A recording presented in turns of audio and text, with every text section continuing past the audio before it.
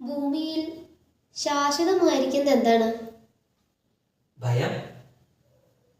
ഏറ്റവും പരിണാമിയായതേത്? മനസ്സ്. വിജയം എന്ന് വിശേഷിപ്പിക്കുന്നത് എന്തിനെയാണ്?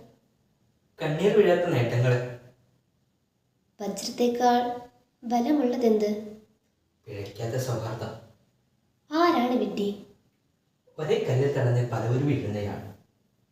ജ്ഞാനി ആര്? സഞ്ചാരി. ജീവിതത്തിന്റെ സൗന്ദര്യം എന്താണ്? അനിശ്ചിതത്വം. ഒരേ സമയം ഏറ്റവും സാഹസികമായതും ഏറ്റവും സ്വാസ്ഥ്യമേകുന്നതുമായ യാത്ര ഏത്? ഭയത്തിൽ നിന്ന് അഭയത്തിലേക്കുള്ള യാത്ര. എരിഞ്ഞാലും ഒടുങ്ങാത്തതെന്ത്? കാട്. മരിച്ചാലും വിടാത്തതേത്? മരിച്ചാലും വിടാത്തതേത്?